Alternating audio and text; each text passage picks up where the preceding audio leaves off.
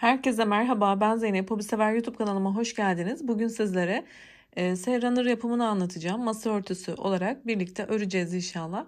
Ben anlatım yaparken arkadaşlar kullandığım ipler ve tığ hakkında bilgi vererek detaylarına geçeceğim.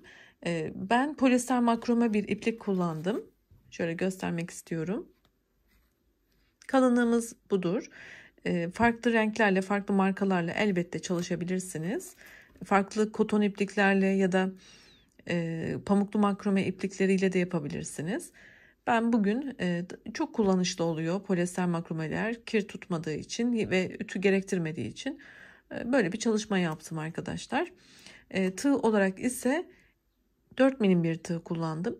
Benim yapmış olduğum boyutlar için 2 tane bobin yeterli oldu.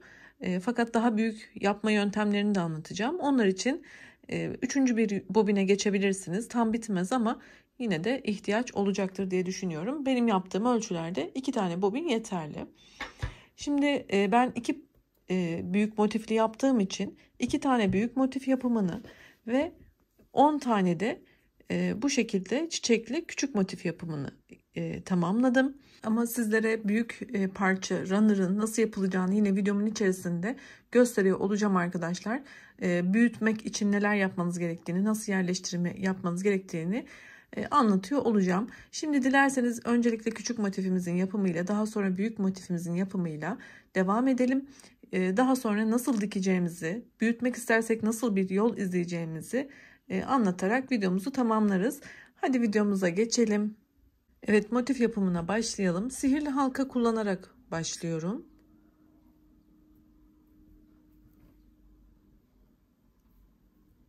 Öncelikle ipimi bir zincir yaparak kapatıyorum. Daha sonra boşluğun içerisine sık iğne yapacağız arkadaşlar. Şöyle ipimi tutacağım. Ve buraya 12 tane sık iğne yapacağım. Bu 1, 2, 3, 4, 5, 6, 7, 8, 9, 10, 11, 12. Şimdi şu küçük olan ipi çıkartıp burayı olabildiğince çekerek kapatacağız.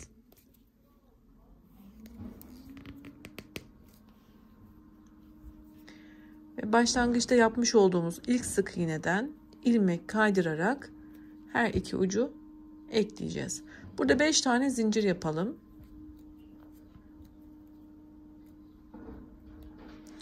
Tığıma bir kere doluyorum ve hemen yanındaki ilk sık iğneden batarak bakın şöyle 1, 2 ve 3 adımda çıkarttım ve bir boşluk oluşturdum. Şimdi devam edeceğim. 2 tane zincir, bir kere doladım ve sıradaki sık iğne tepesinden batıyorum. Yine aynı şekilde 3 adımda çıkartıyorum. 2 zincir,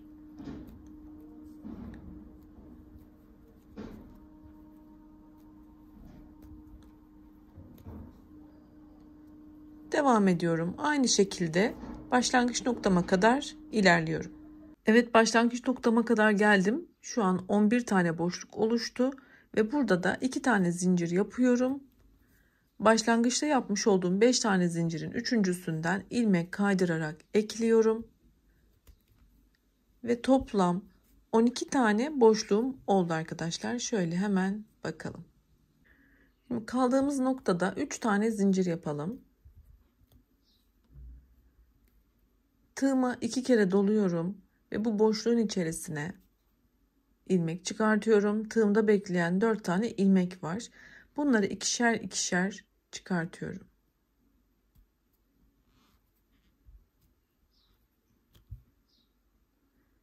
Tekrar üçlü trabzan yapıyorum.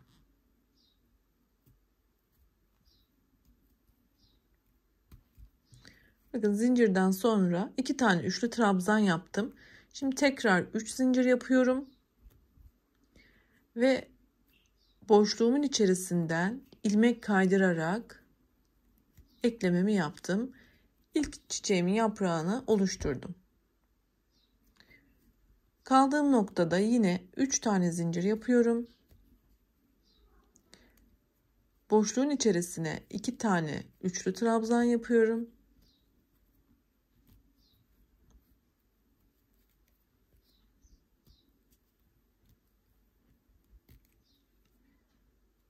Üç tane zincir yaparak yine kaydırmayla yaprağımı tamamlıyorum.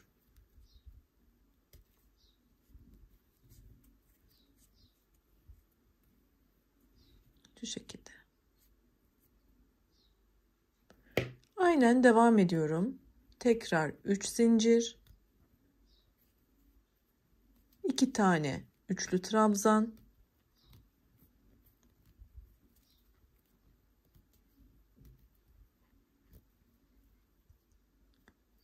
Üç zincir kaydırma yapıyoruz.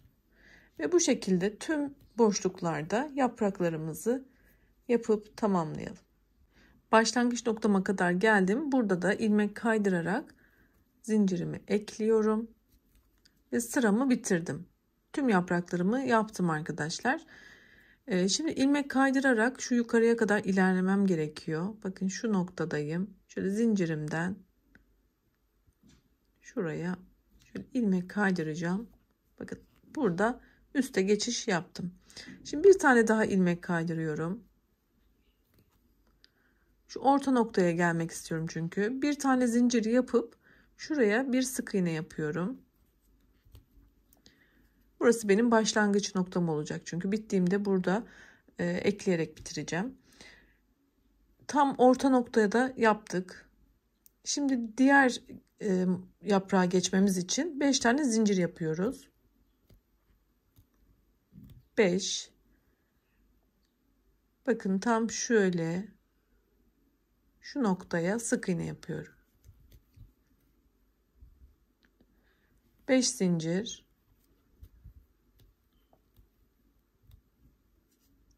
Tam şöyle tepe noktasına sık iğne.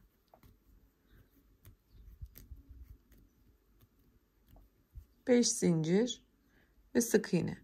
Bu şekilde tam bir tur devam ettirelim. Başlangıç noktama kadar devam ettim. Burada bir zincir yaparak başladığım noktada ilmek kaydırarak eklememi yaptım. Yine bir tane zincir yapıyorum ve buradaki boşlukların içerisine sık iğne yaparak devam ediyoruz. İlk büyük boşluğumda 1 2 3 4 5 6 tane sık iğne yaptım. Yana geçiyorum ve burada da 6 tane sık iğne yaparak devam ediyorum.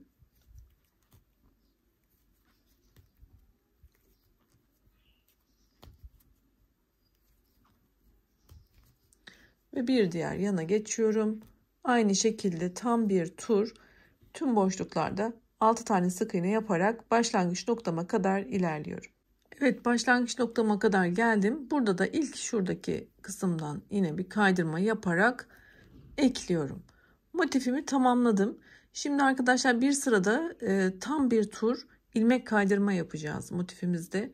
İlk başladığımız şu sık iğnenin tepesinden yine ilmek kaydırıyorum. Devam ediyorum. Ve tüm sık iğnelerden bir tur ilmek kaydırarak ilerliyorum.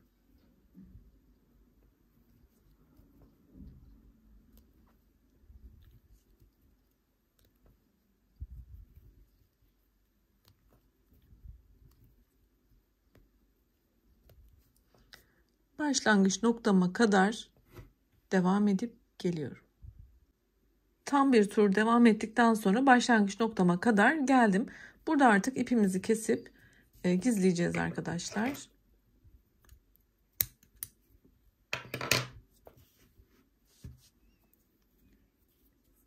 İpimi şöyle daha ince bir tığ kullanarak şu noktadan arkaya çekeceğim. şöyle şu alttan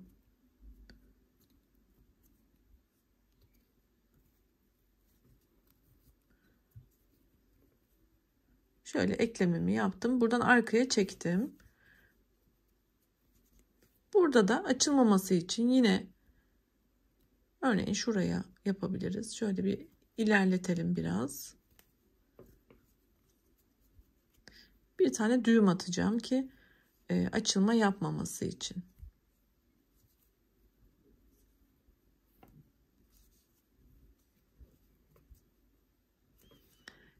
Bir miktar daha gizledikten sonra ipimi yine yapıştırarak açılmasını engellemeye çalışacağım.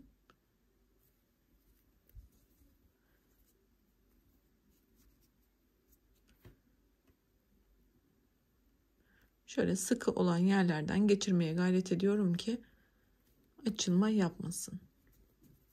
Yine bunu da aynı şekilde yürüttükten sonra şimdi göstereceğim şekilde arkadaşlar gizleyeceğiz.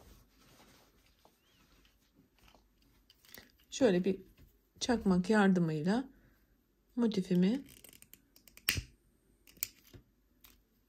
ısıyla yapıştırıyorum.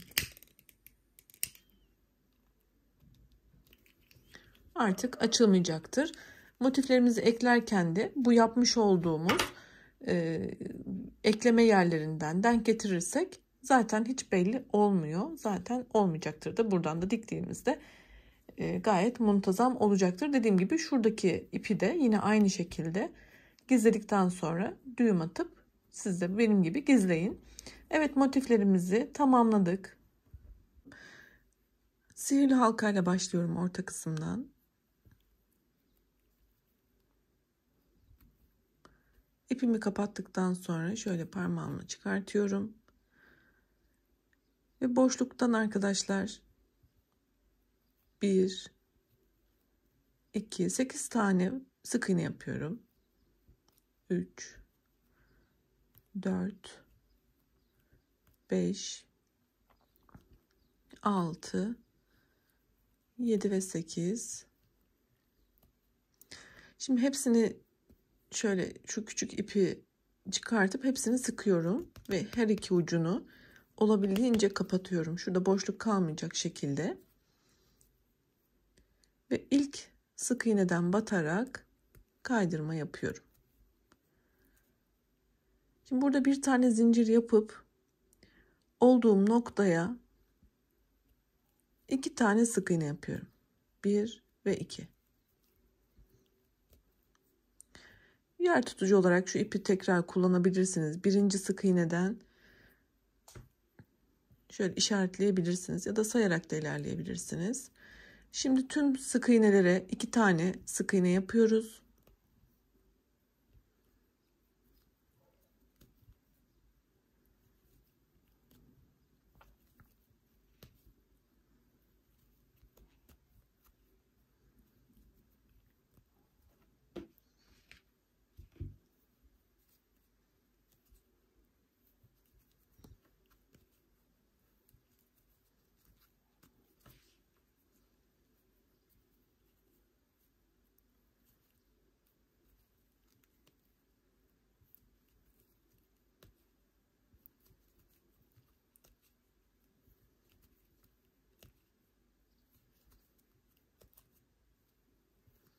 Evet, 8 taneydi. Çift battığımız için şu an 16 tane sık iğnemiz oldu. Bakın başlangıç noktama da tekrar geldim.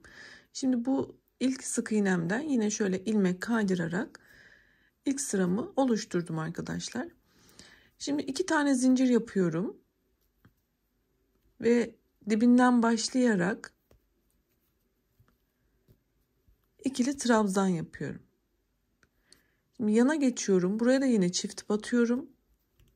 Aynı boşlukta ikili trabzan yapıyorum. 2 tane. Bakın şöyle. Bir yana geçtiğimde yine 2 tane ikili trabzan yapıyorum. Bu şekilde tam bir tur devam ediyoruz. Tüm sık iğnelere 2 tane ikili trabzan yaparak bu sırayı tamamlayalım. Evet, başlangıç noktama kadar geldim. 16 tane sık iğnem olduğu için 32 tane trabzanım oldu. Zincirim dahil arkadaşlar. Birinci sıramızı bu şekilde oluşturduk. Şimdi şu zincirin yanındaki bakın şöyle ilk ilmekten şöyle sıkı bir şekilde burayı kaydırıyorum ve sıramı tamamladım. Her trabzanlı sıradan sonra bir tane zincir çekerek ve başlangıçtan itibaren başlayarak sık iğne yapıyoruz. Tam bir tur, bir sıra artırma yapmaksızın sık iğnemizi yapıyoruz arkadaşlar. Ben de hemen yapıp geliyorum. Son boşluğa kadar sık iğnelerimi yaptım. Şimdi ilk sık iğnemden ilmek kaydırarak burayı sıkıca ekliyorum ve sıramı tamamladım. Bir üst sıraya çıkarken 2 tane zincir yapıyorum. Ve zincirimin dibinden başlayarak şuradan ilk boşluktan bakın başlıyorum. Bir tane ikili trabzan yapıyorum. Şimdi yana geçiyorum. Buraya 2 tane ikili trabzan yapıyorum.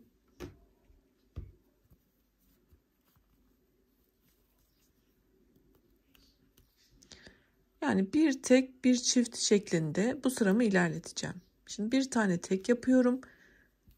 Bir tane çift.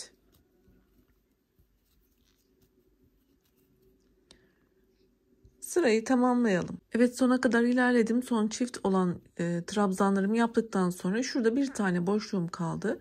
Buraya da tek yapıyorum arkadaşlar. Ve tığıma bir kere doladım. Zincirimin dibine de bir kez batıyorum. Çünkü çok boşluk var burada, bakın. Zaten belli ediyor kendini. Hemen buraya da bir tane tek yapıyorum. Şurada bakın çift yaptım, tek yaptım. Burayı da çift kabul ediyorum zincirimle birlikte. Sonra tek, sonra çift. Zaten bu şekilde denk geliyor. Ve çok sıkı bir şekilde yine şuradan ilmek kaydırarak eklememi yaptım ve sıramı tam bir tur devam ettim. Yine bir sıra bir tane zincir çekip bir sıra hiç artırma yapmaksızın sık iğne sıramızı başlatıyoruz. Bu hep böyle devam edecek. Trabzan sırası, sık iğne sırası. Şimdi ben burayı tamamlayıp geliyorum.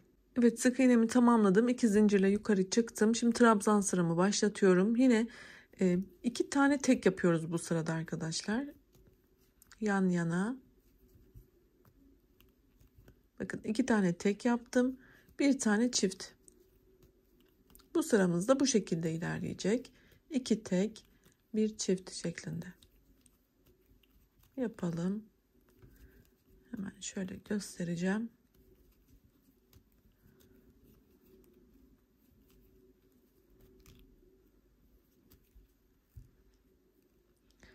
Evet, sıra sonuna geldim. Bir tane şurada çift yaptım. 2 tane tek yaptım. Yine zincir olan kısma kadar ilerledim. Burada tekrar buraya batıyorum. Zincirin dibinden bir tane daha. Tek trabzan yapıyorum. Burayı da yine çift kabul etmiş oldum arkadaşlar. Ve şöyle sıkıca yine şöyle zincirin yanındaki ilk ilmekten eklememi yaparak sıramı tamamlıyorum. Bakın şöyle bir tam tur devam ettik. Şimdi bir üst sıraya çıkarken yine bir tane zincir ve başlangıçtan itibaren başlayarak tam bir tur sık iğne yapıyoruz. Bir üst sırada yine artırma yapacağız. Onu da göstereceğim. Hemen yapıp geliyorum arkadaşlar. Evet, sıramı yine tamamladım. 2 zincirle yukarı çıktım arkadaşlar. Şimdi yeni sıramı başlatıyorum. Trabzanlı sıramı. Bu sırada 3 tane tek yapıyoruz.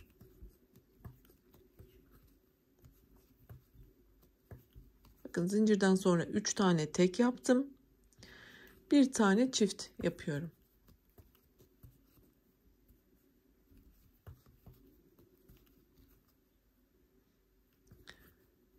Üç tane tek yan yana tek yapıyoruz.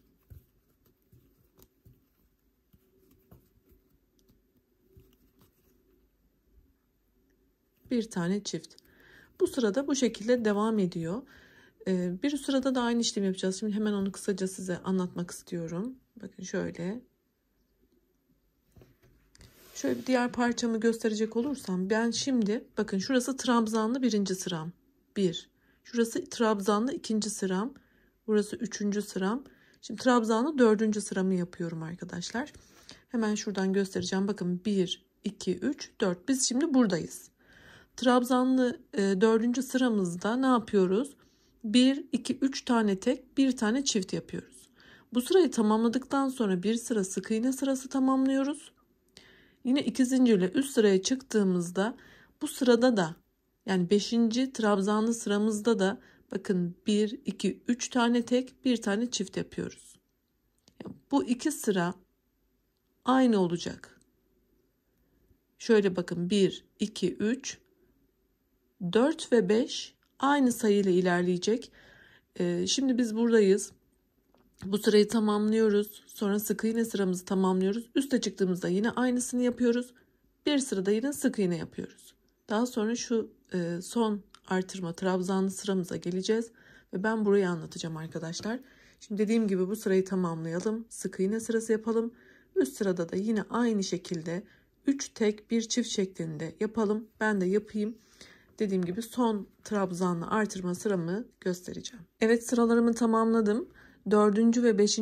sıralarımda, trabzan sıralarımda 3 tek 1 çift olarak ilerledim, biliyorsunuz. Aynı sayılarla şu sırada kalmıştık. Burayı tamamladıktan sonra sık iğne sıramı yine artırma olmaksızın yaptım. Ve 5. trabzan sıramı yaptıktan sonra yine artırma olmaksızın sık iğne sıramı da tamamladım. Şimdi arkadaşlar bir sıra daha devam edeceğiz. 6. artırma trabzanlı sıramızı yapacağız. Bakın şu birleştirme yerlerimiz de neredeyse hiç iz belli etmiyor. Çok muntazam ve güzel ilerledi gerçekten. Evet, şimdi 2 tane zincirimle yine sıramı başlatıyorum. Ve şimdi yine başlıyorum trabzanları tek yan yana yapmaya. 1, 2, 3 ve 4 tane tek trabzan yapıyorum. Şöyle bakalım. 4 tane tek trabzan ve bir tane de çift yapıyorum. Bu sıramızda bu şekilde ilerliyor. 4 tek 1 çift şeklinde. 6. trabzan sıramızı da bu şekilde tamamlayalım. 4 tek 1 çift. Evet, sıralarımı devam ettirdim. Şöyle bakalım. 1, 2, 3, 4, 5 ve 6 tane trabzan sırası yaptım. Daha sonra bir sırada sık iğne sırası yaparak artık bu yuvarlak motifimizi bitiriyoruz arkadaşlar. Bir sırada ilmek kaydırma yapacağız. Onun için şu bitiş noktasındayım. Bakın buraya bir tane ilmek kaydırarak sıramı tamamladım. Şimdi bir tane de yer tutucu koyacağım. Tam bir tur devam edeceğim için burayı kaçırmak istemiyorum. Başlangıç noktamı. Burası benim başlangıç noktam olacak ve ilerliyorum. İlmek kaydırıyorum.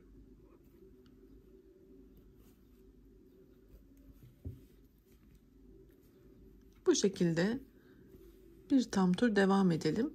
Motiflerimizi dikerken bu bize gizlilik sağlayacak. Bu üstte kaldığı için biz arkadan dikiş yapacağımız için daha hoş ve güzel gözükecektir. Bu şekilde bir tam tur devam edelim. Şu noktaya kadar ilerleyelim. Başlangıç noktama kadar devam ettim. Burada artık ipimi kesiyorum.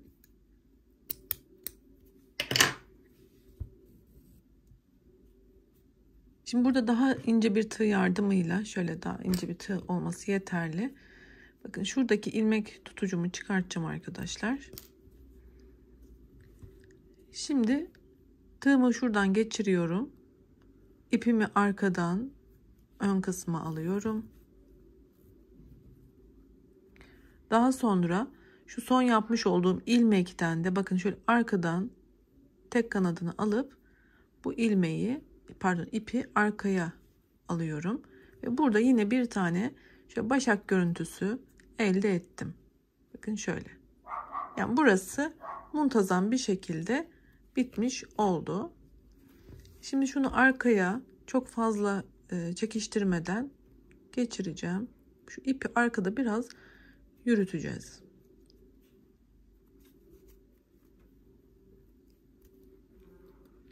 Şöyle.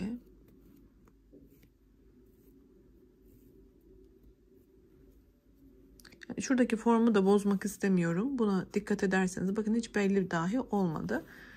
Şimdi ne yapıyorum? Bunu bir miktar sizler yürütün. Ben şimdi hızlı olmak adına hemen şöyle kısaca göstereceğim. Şuradan bir tane yine zincir atacağım ki ne olur ne olmaz açılmasın diye. Çok da kaba düşmemesi için de şöyle muntazam yapmaya gayret ediyorum ama evet. Şimdi biraz daha yürütüp artık tamamen yok edeceğim. Hiç zincir yapmaya da bilirsiniz. Hani sizin tercihinize kalmış ama şöyle gözükmüyor da zaten. Şimdi arkadaşlar şöyle ipimi bir miktar kesiyorum. Biraz pay bıraktım. Yine şöyle çakmak yardımıyla ısıtıp hemen olduğum noktada yapıştırıyorum. Açılma yapmaması için, polyester makrome olduğu için. Bu kısımda da yine bir ip yürütme yapacağım ve bunu da yapıştıracağım arkadaşlar. Isıyla bu şekilde yapıştıracağız ve artık motifimiz tamamlandı. Şöyle bakalım. Bakın olabildiğince iz belli etmeden muntazam bir şekilde yaptık çalışmamızı. Gerçekten çok güzel oldu. Evet, ben motiflerimi yerleştirdim. Şimdi dikiş aşamasında neler yapacağız, nelere dikkat edeceğiz bunları anlatacağım. Benim yapmış olduğum bu 2 tane büyük motif ve 10 tane küçük motiften oluşan runner'ımın uzunluğu 80 santimetre. Dilerseniz bunu daha uzun yapabilirsiniz arkadaşlar. Şu parçadan bakın şöyle bir tane daha yaparak, yani buradaki büyük motifleri 3'e çıkartıp şu küçük motiflerden de 4 tane daha ilave ettiğinizde toplam 14 tane küçük motifle yaptığınızda runner'ınız uzayacaktır ve şu uzunluğu 80 santimetreden 120 santimetreye çıkacaktır. Ben küçük bir çalışma olsun, hem videom için kolaylık olsun diye bu şekilde hazırladım. Dileyenler de bu şekilde uzunca hazırlayabilirler. Onu söyledikten sonra nasıl dikeceğiz, nerelere dikkat edeceğiz ona bakalım. Bakın arkadaşlar, ben şöyle hemen sizlere göstermek amaçlı bir ön hazırlık yaptım. Bakın ilk önce 2 tane motifimin tam orta noktasına 2 tane motif gelecek şekilde diktim. Bu motifleri önce birbirine, daha sonra büyük motiflerime diktim. Bunlar zaten tam ortada 2 tane motif olduğunda bakın diğerleri kendiliğinden zaten yerini bulacaktır. Yine aynı şekilde burası da şu şekilde kendi yerini bulacaktır. Daha sonra da dikeceğiz arkadaşlar. Şimdi hemen dilerseniz dikiş aşamasına da geçelim. Runner'ımızı dikelim. Arkadaşlar öncelikle ben hayalet iplik kullanacağım. Bu böyle misina tarzı bir iplik. Tüm tuhafilerde bulabilirsiniz. Yine buna uygun bir tane iğne kullanıyorum.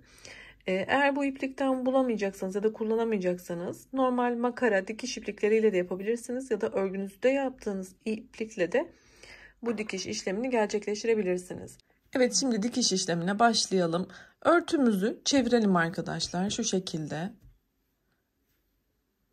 Bakın şöyle başlatıyorum. Ben şuradan dikişimi yapmaya başlayacağım.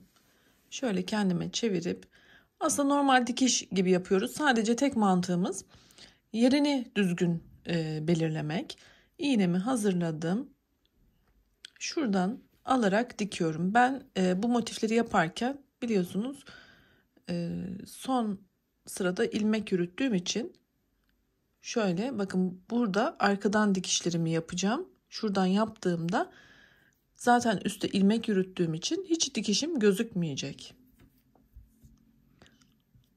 Sizler de aynı motifleri yaptıysanız zaten aynen devam ediyoruz. Farklı motifle de tabii ki bu çalışmayı kullanabilirsiniz. Başlangıcımı önce şöyle bir sabitlemek istiyorum.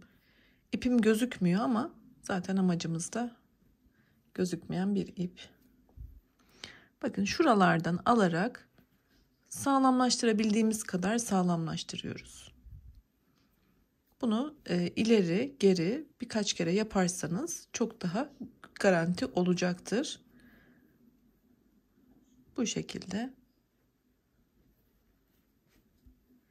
dikişimizi yapıyoruz. Daha sonra diğer motifimizi de ekleyip onu da uç kısımdan dikip ve buradan da ekleyerek, dediğim gibi bütün motifleri ekleyerek tamamlıyoruz. Burada sadece nasıl başladığımı, nasıl ayarlama yaptığımı görmenizi istedim. Dikiş bildiğiniz gibi klasik. şöyle normal bir dikiş yapıyorum şu kısımdan. Ben tüm motiflerimi yaparak videomu tamamlayacağım arkadaşlar. Umarım beğenmişsinizdir. Beni izlediğiniz için çok teşekkür ediyorum. Yeni videolarda görüşmek ümidiyle. Yine kanalımdaki diğer çalışmalarım için kanalımın ana sayfasından oynatma listelerime bir göz atın derim. Çünkü çok fazla kategoride ve sayıda videoya sahip kanalım var. Sağlıkla kalın, hoşça kalın.